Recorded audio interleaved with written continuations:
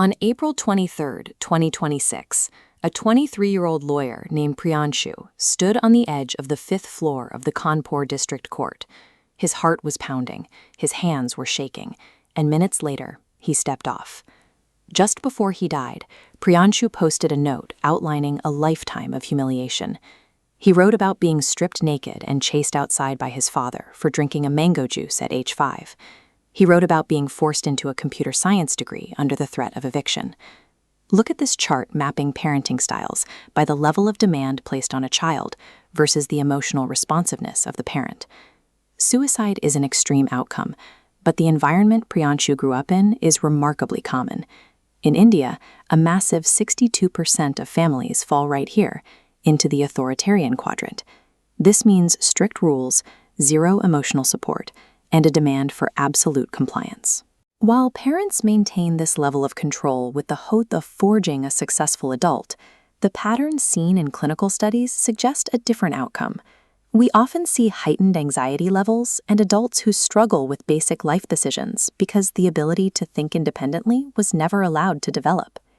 This chart maps parents' top priorities across 16 countries. India stands alone. 51% rank career success highest. But in places like France, Canada, and China, over 70% put their child's happiness and health first. The Indian methodology is a massive cultural outlier. Comparative studies across Japan, America, and India suggest that this intense focus on success actually lowers a child's academic performance. To manage the pressure, many students resort to living deceptive double lives, performing one compliant personality at home while hiding their true selves elsewhere. If dictating a child's every move risks the emotional stability and academic drive it aims to build, what invisible forces are compelling millions of families to maintain this system? Psychoanalyst Sudhir Kakar mapped out the typical timeline of an Indian childhood, and it reveals a severe psychological whiplash. For the first 5 years, a child is treated like royalty. Their every whim is catered to. But around age 6, they hit a sudden wall. The child is handed over to the older men and placed under military-like discipline. This sudden shift rewires the child's brain. They learn almost instantly that making their own choices results in punishment.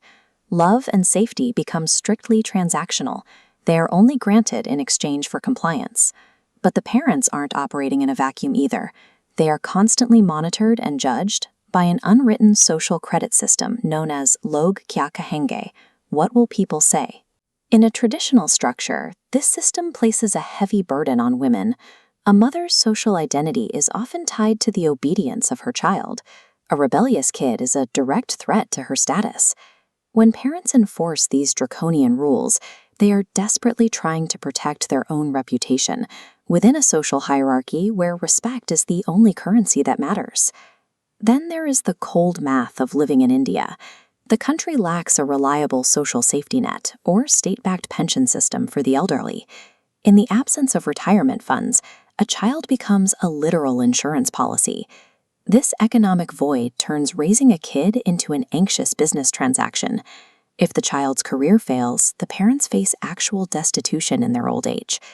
This deep-seated panic leaves biological markers. Psychiatric research on trauma survivors has found that children of these survivors show different stress hormone levels. The trauma has literally traveled through the family line, affecting the next generation. You see this play out constantly in the Sharmaji effect. When parents obsessively compare their kids to the neighbor's high-achieving child, they are projecting their own past failures onto a blank slate, desperate for the child to achieve what they never could. This strictness is an inherited response to economic instability, the fear of social judgment, and the wake of unhealed history. To escape this trap, someone has to become a cycle breaker. That is the individual who recognizes this generational loop of anxiety and actively chooses to dismantle the authoritarian playbook. You replace it with authoritative parenting.